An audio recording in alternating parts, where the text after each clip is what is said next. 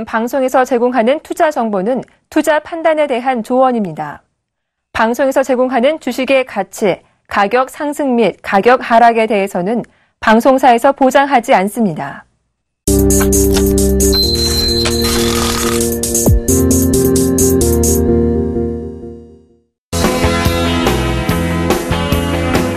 여러분 안녕하십니까? 오늘부터 새롭게 대박플러스 시즌3 금요일에 출연하게 된 김경남 멘토입니다. 자, 여러분 혹시 해외 선물에 투자해 보신 적 있으신가요? 현물도 어려운데 선물? 그것도 아닌 해외 선물이라니, 이렇게 생각하시면서 쉽게 투자에 나서지 못하시는 분들이 많을 거라고 생각이 듭니다. 자, 매주 금요일 신주딴지 모시듯 꽁꽁 숨겨왔던 저의 투자 노하우를 전해드리도록 하겠습니다. 매주 금요일 해외 선물 투자에 대해서 공부하시면서 저의 노하우를 모두 얻어가셨으면 좋겠고요. 자, 지금부터 김경남의 해외 선물 투자 노하우 많은 기대와 시청 부탁드리겠습니다. 자, 그렇다면 처음 해외 선물은 도대체 무엇인가? 자, 한번 알아보도록 하죠. 자, 해외 선물 투자의 필요성을 먼저 말씀을 드리겠습니다. 해외 선물, 이게 도대체 무엇일까? 국내 증시와 해외 증시를 먼저 설명을 드리면, 국내 증시, 해외 증시 이제 따로 분리해서 설명할 수가 없습니다. 다우존스라든지 중국 지수가 폭락을 한다면 코스피 또한 다음날 폭락을 하게 되어 있죠.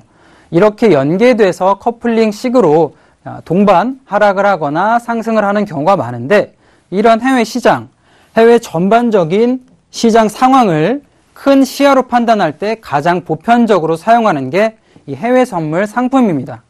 또한 이 해외 선물을 공부를 할 때 투자 수익과 지식 함량을 같이 할 수 있겠죠.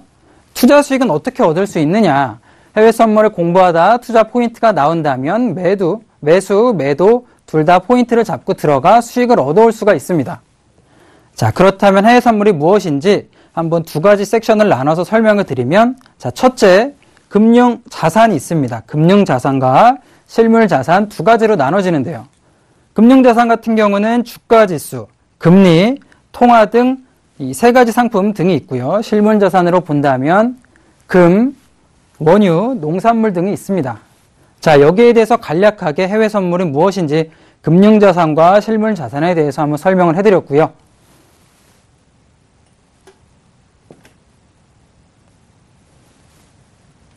자, 해외 선물의 장점이 무엇이 있는지 이제 차근차근 설명을 한번 해드리죠. 해외 선물의 장점은 상승, 하락 시장에서 모두 수익이 창출이 가능하다라는 장점이 있습니다. 여러분 올해만 생각을 한번 해볼게요. 올해 상반기 그리스 디폴트 사태를 맞이하면서 시장이 굉장히 하락으로 한번 출렁였죠. 하반기 볼까요? 하반기 본다면 중국 시장이 폭락을 하면서 굉장히 마음고생 많이 하셨을 거라고 생각이 됩니다. 하락 시장에서는 어떻게 하면 좀 수익을 낼 수 있을까 생각을 해보신 분도 있을 거고요. 아니면 나는 하락 시장에서 어떻게 대처해야 될까 고민 많으셨을 것 같은데, 자, 그런 하락 시장에서 수익을 얻을 수 있는 게 해외 선물 가장 큰 장점 중에 하나고요. 상승 시장에서는 더 수익을 폭발적으로 증가시킬 수 있는 게 해외 선물의 장점입니다. 리스크 관리를 하지 않는다면 상승 하단에서 모두 손실을 볼 수도 있겠지만, 리스크 관리가 된다면 상승 시장과 하락 시장 두 상품 다 모두 두 시장에서 수익을 가져올 수 있다라고 생각이 드는 게 이 해외 선물의 가장 큰 장점이고요. 자, 두 번째 장점을 보겠습니다. 두 번째는 적은 증거금입니다. 작게는 300만 원에서 크게는 600만 원까지 한 계약당 300에서 600만 원이면 진입이 가능하고요. 하루에 30만 원을 목표로 한다면 크게 잡는 게 아닙니다. 리스크 관리가 된다면 하루에 30만 원 충분히 가져올 수 있는 수익이고요. 하루에 30만 원을 목표로 했을 때 월 20일 기준으로 50에서 100% 정도의 수익이 충분히 가능하다. 리스크 관리만 된다면 월 단위로도 50에서 100% 수익이 가져오는 상품이다 라고 할 수가 있겠고요. 자, 그 다음은 단일 종목이 아니라 원하는 시장으로 진입이 가능합니다. 해외 선물 같은 경우는 종목이 30여 가지가 넘어요. 농산물, 그리고 원유, 콩도 있겠고요. 또 금리 상품도 있습니다. 이 많은 여러 가지 상품 중에 원하는 시장으로 진입이 가능해서 수익을 가져올 수 있다. 차트를 조금 예로 들어볼까요? 여러 가지 차트가 있겠지만 5일 차트를 먼저 본다면 5일 차트를 보고 내가 지금 5일 차트는 조금 시장 모습이 안 좋아. 그러면 골드, 금 차트를 볼 수가 있겠죠. 금 시장 모습을 보거나 아니면 S&P도 가능하고요. 아니면 콩, 이런 상품들을 보면서 내가 원하는 상품에 편하게 진입이 가능하다라는 게 또 좋은 장점 중에 하나입니다. 자, 마지막으로는 자, 경제 뉴스를 통해 매매가 가능하다라는 장점이 있습니다. 아니, 경제 뉴스 보고 어떻게 매매가 가능하지라고 생각을 하실 수 있는데 조금 구체적인 예를 제가 한번 들어볼게요. 7월이죠. 7월에 이란 핵 협상이 타결이 예상이 됐습니다. 2015년 7월에 이란 핵 협상이 타결이 됐는데 보통 투자자분들 뉴스 보시면 이란 핵 협상이 타결되면 나랑 무슨 상관이지? 전쟁이 조금 안 나겠네 이제 라는 생각 가질 수 있는데요. 자, 여기서 항상 생각을 하셔야 돼요. 해외 선물 하시는 분들이라면 이런 뉴스를 보고도 수익으로 가져올 수 있는 방법을 생각을 하셔야 됩니다. 이란 하면 떠오르는 게 세계 3대 원유 생산국 중에 하나죠. 사우디 다음으로 원유가 많이 생산되는 국가고 핵 협상이 타결 전에는 분명히 수출이 막혔기 때문에 경제적으로 또 대외 내적으로 고생을 굉장히 많이 했을 겁니다. 이번에 핵 협상 타결이 예상이 되고 7월에 타결이 되면서 오바마 행정부가 풀어버렸어요. 수출이 가능하게 협약을 체결을 했죠. 그렇다면 오일이 보다 조금 싼 가격에 공급이 증가를 할 거다라는 걸 예측을 해볼 수가 있습니다. 자, 공급 증가를 예측을 한다면 당연히 오일 가격 하락을 예상을 해볼 수가 있겠죠. 오일 가격 하락이 70% 정도 예상이 된다면 차트를 보고 조금 더 내가 매도 시점을 잡아본다면 충분히 수익으로 가져올 수가 있습니다. 자, 하나 예를 더 들어볼까요? 중국 지수가 이번에 하락을 했습니다. 성장률 같은 경우도 예전에 10%, 7% 크게 올라가던 GDP 성장률이 아니라 7%에서 6%, 5%로 점진적으로 성장을 하고 있는데요. 이번 하락을 보면서 시청자분들께서는 내 종목이 조금 덜 빠져야 되는데 어떻게 하나 걱정만 하실 텐데 자, 여기서 해외 선물을 하시는 분들이라면 수익을 얻을 수 있는 포인트를 잡아볼 수가 있겠죠. 중국 하면 금이 떠오르시는 분들이 계실 겁니다. 중국은 돈이 조금 생기거나 아니면 좋은 일이 있으면 금을 선물하기도 하고요. 내가 돈이 생기면 금을 조금 사서 보관하기도 합니다. 그렇게 금을 많이 좋아하고 세계 최대의 금 수요국 중에 하나인데요. 자, 이번에 폭락을 하면서 분명히 개인 투자자들이 타격을 입었을 겁니다. 이번 5월부터 시작된 굉장한 하락에서 타격을 많이 입었을 텐데 자, 거기서 타격을 입은 개인들은 분명히 더 이상 금을 사기는 조금 어려울 거예요. 그리고 중국이 점진적으로 경제, GDP가 성장률이 저하됐기 때문에 분명히 골드 수요가 감소할 거라고 예상을 할 수가 있습니다. 자, 그렇다면 여기서 자, 아까 오일과 마찬가지로 금의 매도 포인트를 잡아볼 수가 있겠죠. 70% 정도의 확률로 골드는 매도가 훨씬 더 유리하구나 라고 생각을 해볼 수가 있습니다. 그렇다면 골드 수요를 예측을 하고 차트를 보면서 투자 타이밍을 잡는 거죠. 이 얘기를 지금 들었을 때는 이거 뭐 뜬구름 잡는 얘기 아닌가, 이게 도대체 무슨 소린가 하실 텐데 제가 정확한 뉴스와 차트를 보여드리고 수익 나는 모습을 다음 시간에 보여드릴 겁니다. 기초 설명을 마감을 하고 다음 시간에 이런 둥그런 뉴스를 가지고 일반적인 뉴스를 가지고 어떻게 수익이 나는지 다음 시간 제가 설명을 꼭 해드릴 거고요. 오늘은 기초 설명을 쭉 해드리는 시간을 가질 겁니다. 자, 다음 차트 한번 보겠습니다. 자, 해외 선물 많이 들어보신 분들은 국내 선물, 해외 선물 조금 헷갈리실 거예요. 국내 선물도 있고 해외 선물도 있고 뭐 FX 마진이란 게 있는데 나는 너무 헷갈려, 너무 조금 뭐가 뭔지 모르겠어 라고 하시는 분들을 위해서 차근차근 어떻게 상품이 분간이 될 수 있는지 설명을 한번 드려볼게요. 자, 국내 선물 같은 경우는 통화, 주가지수, 채권 이 세 가지 상품이 대표 상품이 있습니다. 그리고 FX 마진 같은 경우는 주요 통화 7개가 있죠. 해외 선물 같은 경우는 통화, 주가지수, 채권은 물론이고요. 금속, 에너지, 농산물 등 30여 개 이상의 상품들이 있습니다. 거래소 같은 경우는 국내 선물은 물론 한국이겠죠. 한국에서 거래가 되고요. 자, 해외 선물 같은 경우는 미국, 유럽, 싱가폴, 세계 각지에서 거래소가 존재합니다. FX 마진 같은 경우는 거래소가 없어요. 거래소가 없고요. 거래 시간을 한번 보겠습니다. 국내 선물 같은 경우는 뭐 많이 아시겠지만 9시부터 3시까지 6시간 동안 거래가 됩니다. 해외 선물 FX 마진 같은 경우는 24시간 매매가 이루어진다고 보시면 돼요. 1시간 휴식 시간을 빼고는 24시간 동안 매매가 이루어지는 시장이다. 그렇다면 내가 원하는 시간대에 진입을 하셔서 매매를 조금 편하게 할 수가 있겠죠. 24시간 동안 진행이 된다. 증거금을 한번 보여드리면 약 1,500만 원에서 3,000만 원 정도 국내 선물이 올해 들어서 조금 올라갔죠. 1,500에서 3,000만 원이면 한 계약 진입이 가능하고요. FX 마진 같은 경우는 약 1,000만 원 정도 생각을 하시면 됩니다. 그리고 해외 선물 같은 경우는 미니 상품은 20만 원부터 진입이 가능하고요. 조금 비싼 상품은 600에서 800만 원 정도면 자, 진입이 가능하다. 다른 상품에 비해서 진입 가격이 조금 낮고 어떻게 보면 레버리지가 굉장히 높은 상품이다라고 생각을 하실 수가 있겠죠. 자, 변동성을 보겠습니다. 국내 선물 같은 경우 그리고 FX 마진 같은 경우는 통화 상품이고 주가지수 상품이기 때문에 변동성이 그렇게 크지는 않습니다.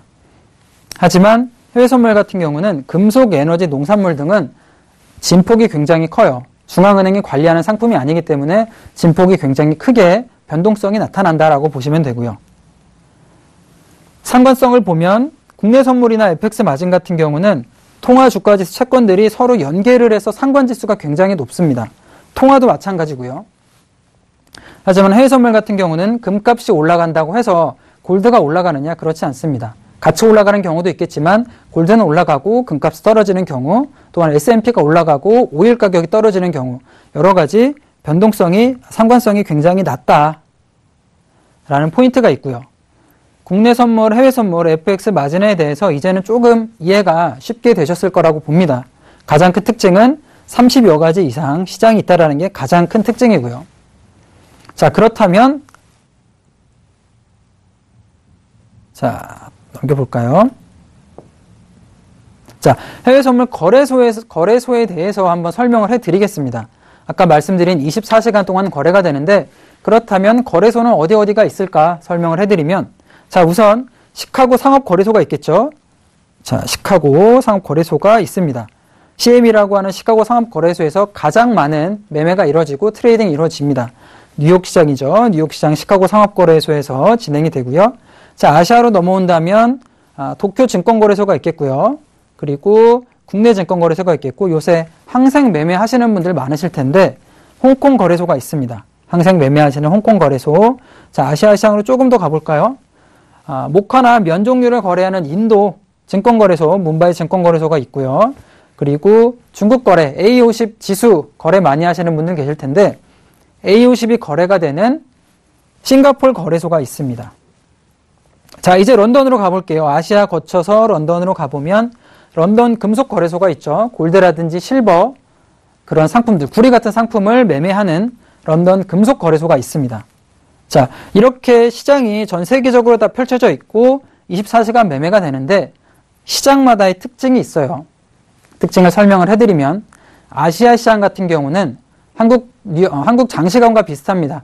3시부터 9시부터 3시까지 한 6시간 동안 6시간 동안 거래가 이루어지는 계율과 같은 움직임이라고 보시면 돼요. 냇가처럼 잔잔하게 파동이 크지 않고 굉장히 잔잔하게 흐르는 시장이라고 보시면 됩니다. 변동폭이 30핍에서 40핍 내외로 잔잔하게 흐르는 시간대가 9시부터 3시까지 6시간 동안이고요.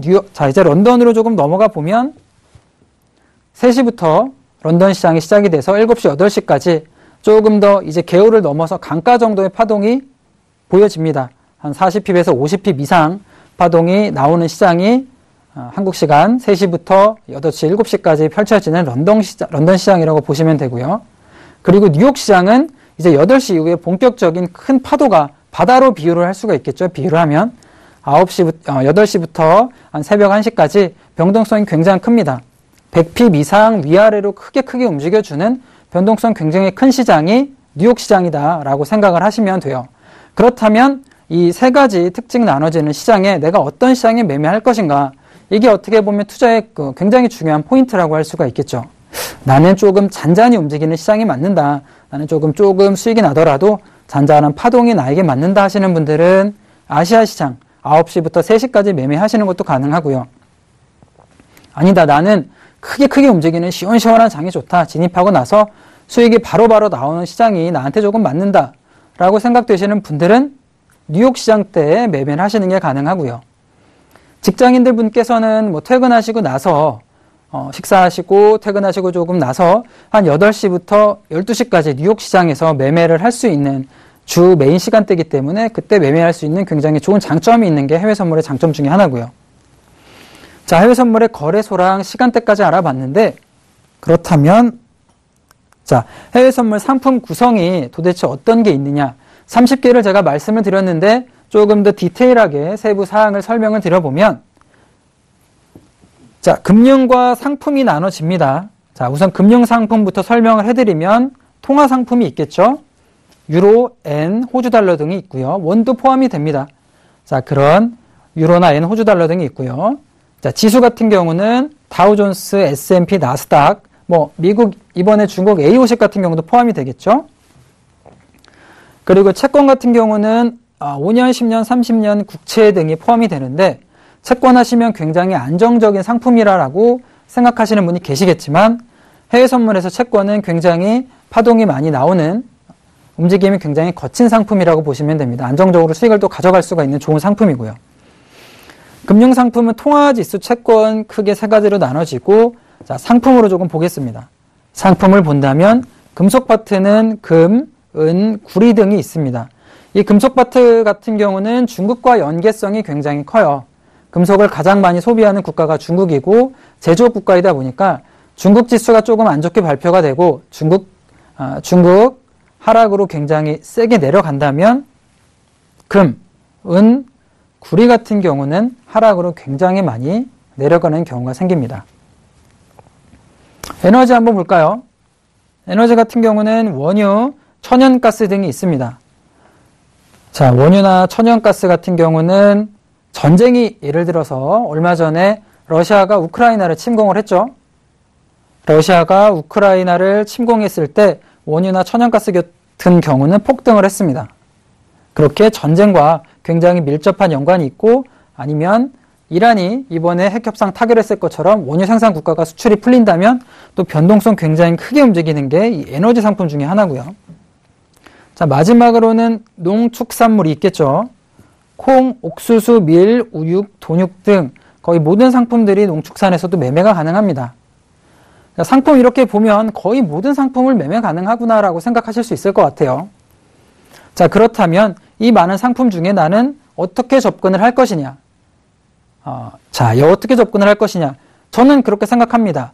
투자자분들께서는 자신의 전문 분야가 또 있다고 생각을 해요. 어떤 투자자분께서는 나는 날씨에 조금 일가견이 있어. 분명히 이번에 태양광이 굉장히 세게 쏘니까 올해는 가뭄이 올 것 같아. 분명히 2년에 한 번씩 태양광이 강하게 나오는데 그게 올해가 될 것 같아 라고 생각하시는 분들은 콩이나 옥수수 같은 경우 매수 포지션 들어가서 길게 가져가시는 매매 가능하겠죠. 아니면 요새는 뭐 구글 어스 등을 통해서 태풍의 경로나 태풍의 생성 과정을 살펴볼 수가 있는데, 자, 그런데 조금 지식이 있으신 분들은 미국 중부지방에 태풍이 생성이 되고 있네. 이거 시작이 조금 범상치가 않아. 분명히 미국 토네이도가 중부지방을 강타할 거야. 그렇다면 옥수수 밀 같은 경우는 중부지방에서 생산이 많이 되니까 올라갈 수밖에 없겠구나. 그렇다면 이런 포인트를 가지고 매수 포지션으로 접근을 하는 것도 가능하겠죠.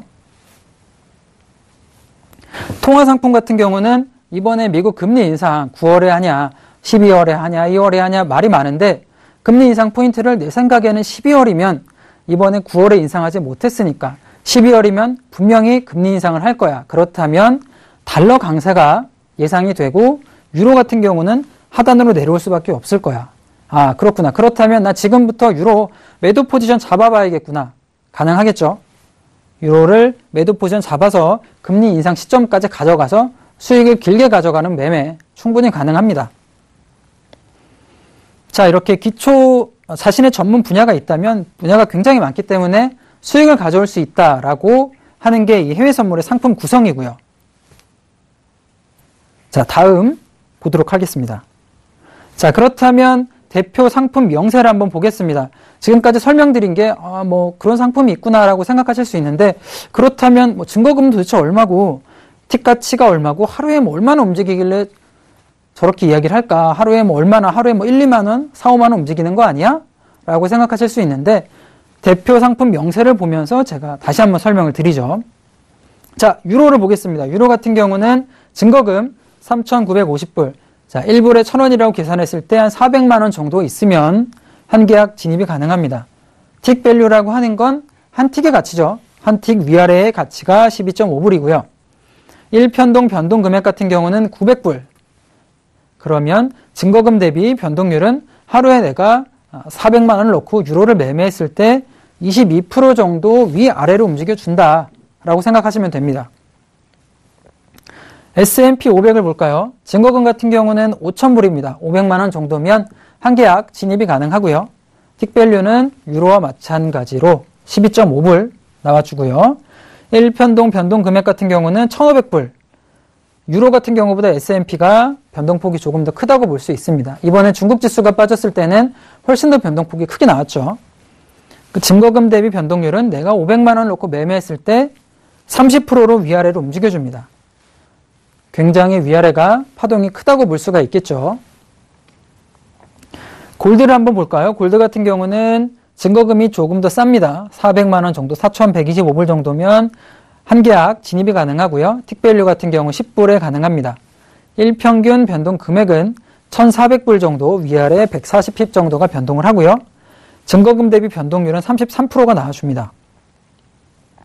요새 1년 금리가 한 3.5% 정도를 하죠.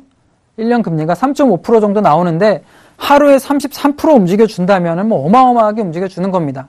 리스크 관리하지 않고 한다면 자, 원금을 까먹는 것도 3, 4일이면 금방 까먹겠죠. 그만큼 변동성 크고 위험성이 큰 상품이지만 리스크 관리만 된다면 하루에 30% 이상, 하루에 1,400불 이상 수익이 날 수 있는 게 이 골드라든지 S&P고요. 마지막으로 오일 한번 살펴볼까요? 오일 같은 경우는 증거금 5,000불 정도 되고요. 틱밸류는 자, 골드와 마찬가지로 10불 정도 생각하시면 됩니다. 1평균 변동 금액은 요새 변동성이 많이 올라왔기 때문에 1,800불 정도라고 생각을 하시면 되고요. 증거금 대비 변동률은 가장 높은 35% 정도 생각을 하시면 됩니다. 가장 많이 움직여주고요. 요새 그런 뉴스 보셨을 거예요. 오일 가격이 많이 떨어졌다. 오일이 위아래 많이 움직인다. 이야기하는데 대표적으로 여행 많이 다시는 분들은 유류세가 얼마 전에는 한번 나갈 때 10만 원씩 나갔는데 유류세가 어느새 0원이네. 유류세가 더 이상 돈이 안 나가니 이런 기사 보시거나 직접 느껴보신 분들 계실 텐데 그건 오일 가격이 하락으로 많이 내려왔기 때문에 유류세가 0원이 되는 겁니다. 35%의 변동성을 가지고 오일은 그만큼 위아래로 많이 움직이고 또한 투자 포인트도 굉장히 쉽게 잡을 수가 있겠죠. 자, 대표 상품 명세를 한번 살펴봤기 때문에 이젠 자, 구체적으로 매매 특성에 대해서 한번 알아보겠습니다. 이런 상품들을 가지고 어떻게 매매를 할 수 있는지 조금 더 디테일한 매매 주기라든지 매매 특성에 대해서 한번 설명을 드리겠습니다. 자, 매매 주기는 두 가지로 나눠져요. 1번 데이 트레이딩이 있겠죠. 데이 트레이딩은 하루에 진입을 해서 하루에 청산을 한다고 해서 데이 트레이딩이라고 하고요. 진입을 해서 1분에서 5분 또한 60분 동안 내가 목표 가격이 도달하면 청산을 하는 걸 데이 트레이딩 매매라고 합니다. 자, 데이 트레이딩 매매가 있다면 자, 두 번째는 스윙 트레이딩 매매가 있습니다. 3일 정도 진입을 해서 3일에서 2주 정도 가져가는 스윙 매매가 있고요. 자, 예를 들어 아까 말씀드린 토네이도, 지금 중부지방에 토네이도가 옵니다. 자, 그렇다면 매수 포지션 제가 옥수수 매수 포지션에 진입을 했어요. 토네이도가 일주일에서 2주 정도 예상이 된다면 그 정도 시장에 충분히 반영이 돼서 시장 상승이 꺾이기 전까지는 쭉 지속해서 가져가는 게 가능하겠죠. 그게 스윙 트레이딩이라고 보시면 됩니다. 아까 말씀드린 이란 핵협상 같은 경우도 마찬가지겠죠. 이란 핵협상에 타결이 됐으면 5일 매도 포지션에 들어가서 3일에서 2주 정도 매도 방향으로 끌고 가시는 매매 스윙 트레이딩이라고 보시면 됩니다.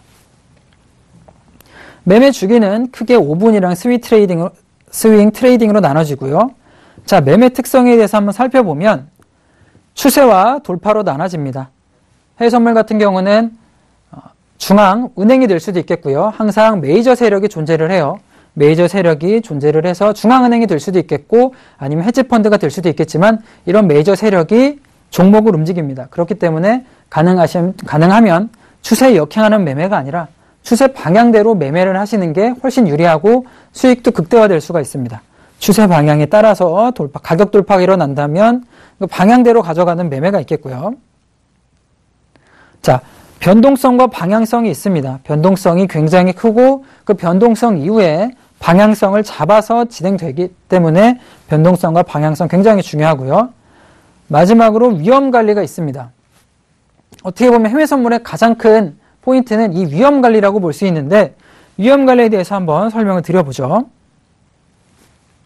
우선 위험을 측정을 합니다. 이 상품이 얼마나 위험도가 높으냐. 그건 이 변동성, 시장 상품별의 위험을 측정하는데 변동성을 보는 겁니다. 아까 말씀드린 대로 오일 같은 경우는 하루에 180만 원 정도가 움직입니다. 1,800불, 1,500불이 움직이는데 오일 같은 경우는 1,800불이 180만 원 정도가 움직이기 때문에 한 계약 정도 들어가서 진입을 하고요. 예를 들어 N이라든지 아니면 호주 달러 같은 경우는 변동성이 30핍 또는 40핍 정도로 움직인다면 두 계약 정도 들어가는 게 가능하겠죠. 그렇게 위험을 측정하고 변동성 대비 계약 규모를 설정을 합니다. 그리고 이 위험성 측정에는 경제 뉴스라든지 여러 가지 뉴스를 접목을 해서 측정을 하겠죠. 그리고 이제 진입을 합니다. 내 포지션이 나오고 진입 자리가 보인다면 이제 진입을 하는데 진입을 하면 위험 범위 이내에 손절을 잡습니다. 주식하는 투자자분들은 아시겠지만 주식도 진입을 하면 5%, 7% 아니면 10%의 손절 포인트를 잡아 놓으시죠. 해외 선물 또한 마찬가지입니다. 단기랑 스윙이랑 나눠지는데 데이 트레이딩 같은 경우는 한 15핍 내외로 손실을 확정을 하고요. 그리고 손실 확정 내외에서 내가 원하는 가격까지 가져가는 게 진입하자마자 이 손절을 잡는 게 굉장히 중요한 포인트가 됩니다. 진입 같은 경우는 가격, 지지 저항을 보고 진입하는 방법이 첫째가 있겠고요. 두 번째는 그 지지 저항을 돌파해서 가격 돌파가 일어난다면 새로운 흐름이 나오기 때문에 그 포인트를 잡아서 진입하는 것도 가능합니다. 자, 그렇다면 다음은 추적 손절이 있겠죠. 자, 진입을 했습니다. 제가 5일 매수 포지션에 진입을 했어요. 손절을 15핍 잡아놓고 진입을 했는데 목표 가격을 50만 원을 잡았습니다. 자, 15핍이면 손절은 15만 원이겠죠. 그렇다면 50만 원까지 가져가야 되는데 10만 원에서 20핍 정도 상승을 했어요. 지금 상승을 하고 있다면 이제 손절 포인트를 변경을 합니다. 10만 원, 20만 원 수익이기 때문에 손절 없이 내가 진입한 가격에서 손절 포인트를 잡아 놓습니다. 진입 가격 손절 포인트를 잡아 놓고요. 자, 이제 20만 원 위로 또 돌파를 해서 올라간다면 20만 원 위로 올라간다면 손절 포인트를 진입 가격이 아니라 10만 원, 20만 원 변동해놔서 30만 원, 40만 원 지금 수익 중이지만 하방으로 내려오면 10만 원의 수익 청산할 수 있도록 손절을 추적을 하는 거죠. 익절을 청산 가격을 점점 위로 올립니다. 그렇게 올라가서 목표 가격 50만 원이 온다면 목표 가격 도달 시 청산을 하는 거고요. 목표 가격이 오지 않고 하락을 한다면 한 20만 원에도 청산이 가능하겠죠. 추적 손절을 하기 때문에 한 20만 원에도 손절이 가능할 겁니다. 자, 이렇게 보면 지금 위험 측정, 진입, 손절, 추적 손절, 청산까지 기초적인 설명은 드린 것 같고요. 자, 해외 선물 기초 설명은 우선 여기서 마무리를 하고요. 외환시장 진단을 한번 시작을 해보겠습니다. 외환시장 2015년 외환시장 이슈를 한번 설명드리면서 해외 선물 수익 포인트와 한번 제가 비교를 해드릴게요. 2015년 외환시장 이슈를 보겠습니다. 자, 1번 상반기 그리스 디폴트 사태가 있었죠. 상반기에는 그리스 디폴트 사태가 나오면서 유럽 증시가 휘청거렸습니다. 그러면서 한국 증시 또한 굉장히 휘청거렸는데요. 이 그리스 디폴트 사태를 몇 가지 포인트로 잡아보자면 첫 번째 유로의 구조적인 문제가 있죠. 유럽연합 유로의 구조적인 문제가 뭐냐면 18개 국가가 하나로 뭉쳤습니다. 유로라는 게. 18개 국가가 하나로 뭉쳐서 동일한 화폐와 동일한 통화를 또한 금리를 조정을 하죠. 자, 여기서도 분명히 수혜를 받는 국가가 있고 손실을 보는 국가가 있습니다. 가장 수혜를 많이 보는 국가는 독일이고요. 또한 손실을 많이 본 국가는 그리스입니다. 왜 그리스가 손실을 많이 봤냐면 그리스 같은 경우 국가가 위기가 오면 첫 번째 통화를 조절을 해서 위기 탈출을 할 수가 있겠고요. 두 번째는 금리를 어느 정도 조절을 해서 위기를 탈출을 합니다. 하지만 그리스 같은 경우는 위기가 왔을 때 통화 정책이나 금리 정책을 전혀 사용할 수가 없었죠. 묶여있기 때문에 마음대로 사용할 수가 없어서 위기 극복하기보다는 더욱더 어려운 나락으로 떨어지게 된 거고요. 두 번째는 그리스 내부에 있는 부정부패가 굉장히 심했습니다. 한 가지 조금 예를 들어보자면 수영장 사태가 있겠죠. 그리스 같은 경우는 개인이 집에 수영장을 설치를 하려면 국가에 신고를 해야 됩니다. 세금을 내고 국가에 신고를 해야 되는데 30여 개 정도, 300개 정도를 국가에 신고가 됐다고 등록이 됐어요. 근데 위성 사진으로 본 그리스 수영장 개수는 3만 개가 넘었다고 합니다. 300개밖에 등록이 안 됐는데 수영장은 3만 개고 그만큼 내부적으로 조절이 되지 않고 부정부패가 만연하게 있던 이유가 두 번째 이유가 되겠고요. 마지막은 복지입니다. 유럽 같은 경우 복지가 GDP의 지금 30% 정도를 그리스가 복지에 투자를 했는데 복지하면 되게 유럽 국가 좋지 않느냐라고 생각하실 수 있겠죠. 그렇습니다. 복지 투자를 많이 한다면 좋은 국가입니다. 하지만 복지 투자를 GDP 대비 책임 가능한 범위 내에서 투자를 해야 되는데 너무나 많은 대선 공약으로 인해서 너무 무리하게 복지에 투자를 한 거예요. 밑 빠진 독에 물을 붓는 격이죠. 그러면서 이 세 가지 요인이 복합적으로 나오면서 그리스가 디폴트 사태가 됐습니다. 지금은 IMF 투자기구랑 협의가 되면서 안정권으로 들어섰다고 하고 있지만 지금 2016년에는 여러 가지 유럽 위기가 또 나올 거라고 보고요. 아프리카 난민 같은 경우가 지금 유럽으로 쏟아져 들어가고 있는데 그거 큰 투자 리스크가 될 겁니다. 그리고 아직 이탈리아라든지 동유럽 국가 같은 경우는 리스크를 굉장히 많이 안고 있어요. 항상 투자하실 때는 이 상반기 지금 그리스 사태처럼 2016년에도 위기가 충분히 존재하고 있다라고 생각을 하셔야 됩니다.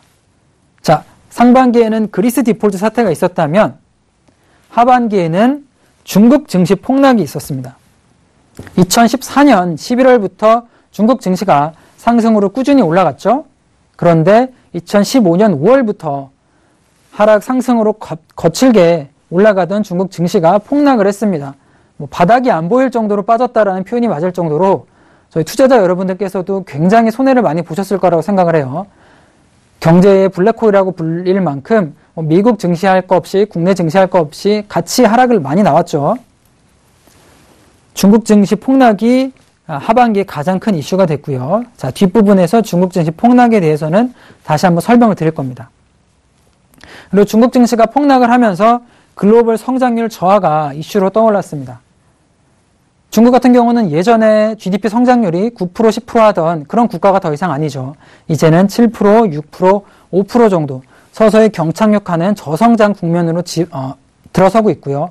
제조업보다는 서비스업으로 서서히 변경을 하고 있는데 전체적인 중국이 흐름을 잃으면서 글로벌 성장률 저하가 하반기 외환시장의 이슈로 떠올랐습니다.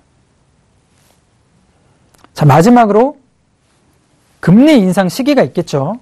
자, 뉴스 보면 9월, 12월, 1월 금리 인상에 대한 뉴스가 계속 쏟아져 나옵니다. 연방준비위원회가 금리 인상을 한다. 9월에 한다고 했지만 또 연기를 했고요. 이번 12월에 한다, 1월에 한다 뉴스가 많이 나오는데 투자자 여러분들께서는 조금 모르실 거예요. 이게 도대체 무슨 영향이 나랑 있나? 쉽게 설명을 해드리겠습니다. 금리 인상은 경제가 지금 돈을 많이 풀어서 경제가 굉장히 좋아지고 있고 위로 많이 올라가고 있죠. 경제가 서서히 좋아지고 있는데 이게 거품이 생기지 않게 거품이 생길 것 같은 조짐이 보인다면 금리 인상을 단행을 해서 돈을 빨아들입니다. 거품이 생기지 않도록 금리를 인상을 시켜서 시중에 풀린 자금들을 회수를 해요. 근데 9월 금리 인상 되지 않았죠. 금리 인상 하겠다 말만 했지만 9월 금리 인상 하지 않았습니다. 자, 여기서 두 가지 요인으로 나눠볼 수가 있어요. 첫 번째 경제적 요인은 금리 인상을 단행하지 않았으니까 당연히 경제적으로는 이점이 있겠죠. 왜냐하면 돈이 회수가 되지 않고 아직 풀려 있으니까 경제적으로는 굉장히 좋습니다. 하지만 투자자 심리를 보자면 서서히 조금씩 불안해져요. 아니 지금 경제가 이렇게 좋다고 하고 거품이 지금 생길 것 같은데 왜 돈을 더 이상 금리 인상을 하지 않지? 혹시 내가 모르는 금융 위기가 혹시 또 있는 거 아닌가? 유럽이라든지 아프리카에 혹시 내가 모르는 리스크가 있는 게 아닐까 하고 투자자들은 서서히 불안해하고 있습니다. 자, 지금 9월에 인상을 하지 않았기 때문에 경제적으로는 굉장히 좋겠지만 투자자들의 불안 심리는 올라간 상태고요. 자, 12월과 1월에 금리 인상이 예정이 되어 있습니다. 금리 인상을 언제 할지 모르겠는데 금리 인상 시기가 만약에 12월이나 1월에도 되지 않는다면 투자자들의 불신은 더욱 커지겠죠. 아, 이거 정말 문제 있는 거 아닌가? 나도 모르는 문제가 있는 거 아닌가 하면서 투자 심리가 굉장히 축소가 될 겁니다. 단순히 금리 인상 시기에 대해서 뉴스를 보시기보다는 이런 투자자 심리와 경제 뉴스를 보시면서 생각을 해보시면 굉장히 도움이 많이 되실 거고요. 금리 인상 시기에 대해서 제가 한 번 더 보겠습니다. 자, 9월 고용지표가 악화가 됐어요. 고용지표가 악화가 됐는데 주로 8월 달에는 전통적으로 고용지표가 굉장히 안 좋습니다. 휴가철이기 때문에 이왕이면 휴가 다녀와서 고용을 하겠죠. 종업원을 고용하더라도 휴가 다녀와서 신규 고용하지 뭐 하면서 전통적으로 8월에는 고용시장이 굉장히 좋지가 않았습니다. 하지만 올해 9월에는 8월보다 더 안 좋은 고용지표의 악화가 됐어요. 이거는 경기가 안 좋다는 것을 나타내는 지표가 되겠죠. 그렇다면 자 12월에 금리 인상에 조금 더 안 좋은 영향을 미칠 수가 있는 9월 고용지표 악화가 나왔고요. 또한 신흥국 경기 둔화가 미국 경제에 미치는 영향입니다. 12월에 금리 인상을 미국이 단행을 한다면 가장 영향을 미치는 게 미국과 영국이라든지 큰 나라가 아니라 한국이라든지 베트남, 필리핀 같은 작은 신흥국들의 영향을 가장 먼저 옵니다. 현재 금리 인상, 지금 미국 강달러 영향 때문에 신흥국 경기가 아직까지 안 좋은데 금리 인상을 단행한다면 분명히 경제가 더 안 좋아질 거고 그 경기 둔화가 미국 경제에 얼마나 미칠지 연준은 굉장히 걱정을 하고 있죠. 그래서 금리를 지금 바로 인상하지 못하는 이유가 또 하나 될 수 있겠고요. 자, 세 번째로 보면 제조업 지수의 최저치 또한 견고한 서비스업 지수로 볼 수가 있습니다. 자, 제조업 지수는 지금 바닥을 나타내고 있어요. 미국 제조업 같은 경우는 현재 굉장히 상황이 안 좋습니다. 하지만 서비스업 같은 경우는 견고한 상승을 이뤄내고 있죠. 자, 미국은 서비스업 국가입니다. 서비스가 바탕이 되는 국가인데 경제를 받치는 건 결국엔 제조업이에요.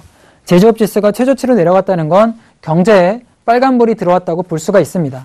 자, 그렇다면 여기서 금리 인상보다는 금리 인상을 미루는 게 아무래도 조금 더 유리하겠죠. 이 제조업 지수 최저치를 조금 보자면 달러 강세의 영향으로 제조업 실적과 재고가 문제가 생깁니다. 자, 포인트는 달러 강세예요. 예를 조금 들어보겠습니다. A의 물건이 있어요. 미국 물건이 있습니다. 현재 1,000원에 팔려요. 2014년부터 2015년까지 달러가 25% 정도 강세로 올라섰습니다. 30%까지 강세로 올라섰는데 예전에 1,000원에 일본 물건 1,000원, 미국 물건 1,000원에 팔던 게 2015년에는 일본 물건 1,000원, 미국 물건 1,300원에 팔리기 시작을 했어요. 자, 구매자들은 고민을 합니다. 똑같은 물건 1,000원에 팔던 건데 이게 왜 이렇게 올랐어? 나는 그냥 1,000원짜리 물건 살래, 일본 물건 살래, 아니면 한국 물건 살래? 라고 생각을 하겠죠. 이렇게 달러가 강세가 되면서 미국에서 제조한 물건들이 가격이 올라가면서 자연적으로 제조업에 재고가 문제가 생기게 됩니다. 재고가 점점 쌓이면 당연히 실적이 둔화가 되겠죠. 자, 이런 재고 문제가 실적과 연관이 돼서 제조업 지수가 굉장히 좋지 않게 현재는 표현되고 있고요. 그래서 금리 인상 시기를 바로 9월에 하지 않고 12월 1월을 미룬 이유가 이렇게 나와 있고요. 자, 그렇다면 달러 강세가 얼마나 도대체 올라간 거길래 이렇게 이야기를 하느냐, 차트를 한번 살펴보겠습니다. 그리고 또 저희는 여기서 단지 뉴스로 끝나는 게 아니라 수익으로 연결할 수 있도록 노력을 해야겠죠. 보겠습니다. 달러 지수 보면 2014년부터 굉장히 상방으로 많이 올라갔어요. 지금 100을 기준으로 했을 때 상단으로 25까지 올라갔고요. 그게 지금 보시면은 2015년 1월부터 1월까지 1년 동안 거의 25%, 30%가 상단으로 올라갔습니다. 굉장히 거칠게 올라왔죠. 그리고 3월을 기점으로 하락으로 조금 더 내려간 상태입니다. 지금 기술적으로 너무 상승 많이 했기에 하락으로 내려간 첫 번째 요인이 있고요. 두 번째는 1분기 경제지표가 좋게 나오지를 않았어요. 경제지표가 잘 나오지 않았기 때문에 하락으로 내려간 상태고요. 그렇다면 아직은 고점에서 박스권을 만들면서 견고하게 버텨주고 있는데요. 과연 여기서 어떻게 향후 달러는 움직일 것이냐 생각을 할 수가 있겠죠. 혹시 12월이나 1월에 금리 인상이 된다면 저는 달러가 다시 한번 상승 흐름 나와줄 수 있을 거라고 보고 있습니다. 달러가 다시 한번 상승으로 올라갈 수 있지 않을까라고 보고 있고요. 12월, 1월 둘 중에 하나는 금리 인상이 단행이 될 겁니다. 그렇다면 여기서 해외 선물로 투자 포인트 잡아볼 수 있겠죠. 달러가 이렇게 박스권을 돌파해서 올라간다면 당연히 유로 같은 경우는 달러 기반 상품이기 때문에 하락으로 떨어질 수밖에 없습니다. 그렇다면 여기서 유로는 매도 포지션으로 진입을 할 수가 있겠고요. 아니면 달러가 하단으로 경제가 조금 지표가 좋게 나오지 않을 때 하단으로 조금 내려와 줬을 때 여기서 매수 진입도 가능하겠죠. 단지 뉴스로 끝나는 게 아니라 항상 어디서 내가 투자를 해야 될까 염두를 하시는 게 가장 중요합니다. 지금 12월 금리 인상은 시장의 트레이더들의 뉴스를 보면 36% 정도는 12월 금리 인상을 예상을 하고 있고요. 나머지 투자자들은 1월 금리 인상을 생각을 하고 있습니다. 제 생각에도 12월 금리 인상은 조금 빠를지도 모른다. 1월 금리 인상 현재는 조금 더 유리하다라고 판단이 돼 있고요. 그렇다면 늦어도 12월 1월 중순에는 1월에는 이 상단을 돌파하는 흐름 나올 수 있다라고 생각이 들겠죠. 여기서 달러뿐만이 아니라 코스피에 가장 영향을 많이 미치는 달러 원에 대해서 한번 살펴보겠습니다. 우선 N1 환율을 한번 살펴볼게요. N1 환율이 885원을 터치를 했습니다. 지금 파란색 차트를 녹색 차트를 보면 이 하단에서 885원을 터치를 했고요. 그러면 수출 부진이 굉장히 우려가 되겠죠. 그래서 정부가 적극적으로 개입을 했습니다. 수출 기업들, 현대차라든지 삼성전자 이런 수출 기업들이 영향을 많이 받기 때문에 정부가 강하게 개입을 해서 현재는 상승으로 올라가고 있는 흐름이고요. 달러 원 환율을 조금 살펴보자면 6월 초 이후 외국인이 채권 및 주식 매각을 하면서 그리고 7, 8월 계절적 공급의 약화를 통해서 현재는 상단으로 지금 올라가고 있는 모습이고요. 그렇다면 지금 현재는 1120원 정도까지 내려온 상태인데 기술적 분석을 해보자면 여기서 투자 포인트 잡아봐야겠죠? 1100원대랑 1200원대는 강하게 지지를 해줄 거다. 예를 들어 지금 환율 많이 영향을 받는 기업에 투자 중이신 투자자분들이라면 1100원과 1200원까지는 올해 12월까지는 이런 박스권 움직임 보여줄 거다. 하지만 말씀드린 대로 12월, 1월에 금리 인상이 단행된다면 달러 강세 영향으로 다시 한번 고가까지 올라갈 수 있다 생각이 들고요. 그럼 여기서 환율의 영향을 많이 받는 기업이라면 투자 포인트를 조금 변경을 하는 것도 가능하겠죠. 우선 원달러 급등까지 한번 알아봤는데요. 이제 중국 증시 한번 알아보겠습니다. 어떻게 보면 한국과 가장 영향을 많이 미치는 게 중국 증시라고 볼 수 있는데 한국, 중국 증시의 커플링, 도대체 중국 증시가 얼마나 중요하길래 이렇게 강조를 하나 한번 보겠습니다. 2016년, 2013년 6월 한미 증시 상관 개수를 큰 폭으로 뛰어넘었어요. 중국이 2013년 6월 이후부터는 미국보다 더 상관 개수를 더 높여서 커플링을 이루면서 시장이 움직여주고 있고요. 2015년 9월 국내 총 수출 규모 1위는 중국입니다. 더 이상 미국이 최대 수출 국가가 아니라는 거죠. 얼마 전에 박근혜 대통령께서 중국 열병식에 참석을 했는데 다 이유가 있습니다. 중국이 최대 총 수출 규모 1위 국가이기 때문이죠. 그렇다면 현재 상해 종합지수 같은 경우는 0.59% 정도로 한국 코스피와 연동을 해서 가는 중이고요. S&P 500 미국 지수 같은 경우는 0.42% 정도를 맞물려서 가고 있다. 중국이 미국보다 지금은 더 연관성이 많다. 그렇다면 투자자분들께서는 생각을 하셔야겠죠. 중국 증시 어떻게 움직이는지 내가 좀 알아야 되겠구나.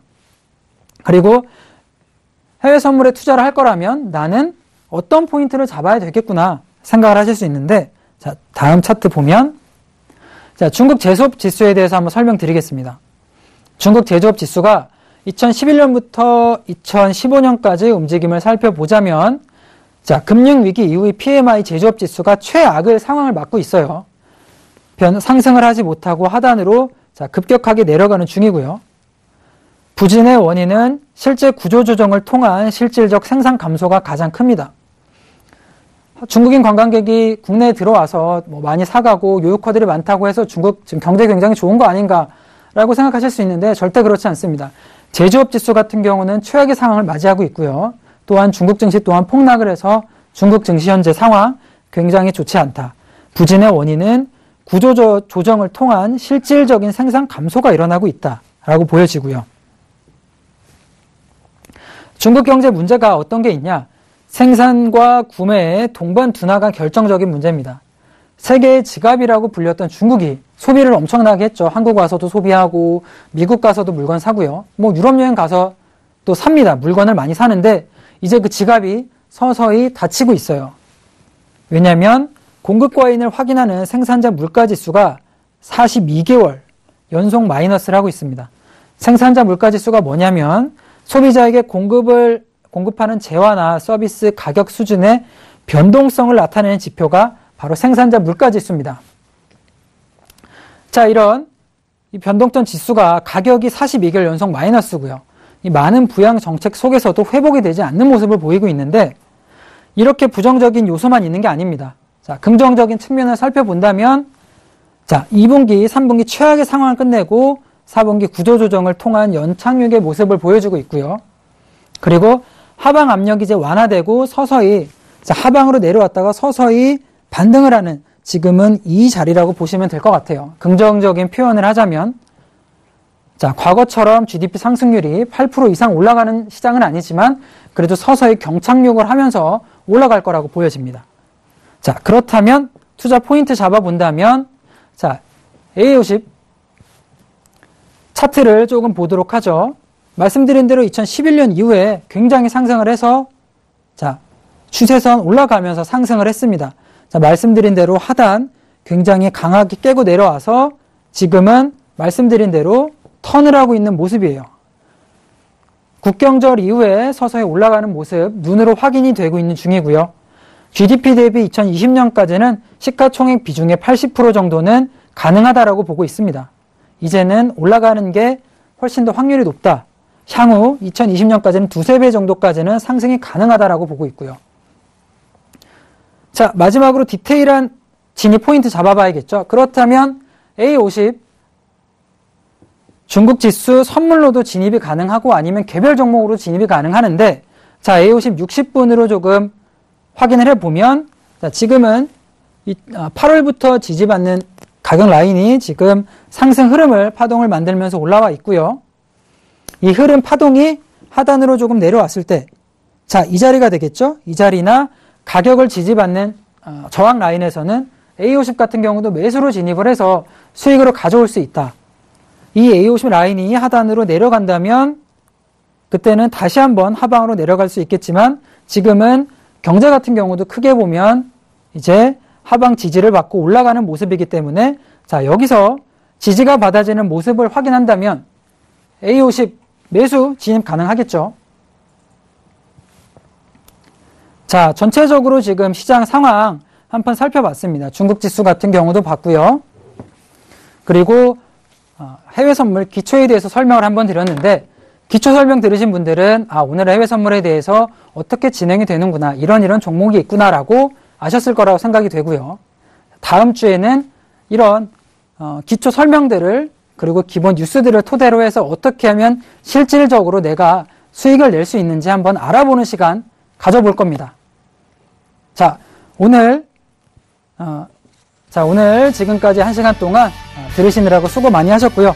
저는 그러면 다음 주 금요일 이 시간에 다시 한번 찾아뵙도록 하겠습니다. 시청해주신 여러분 감사합니다.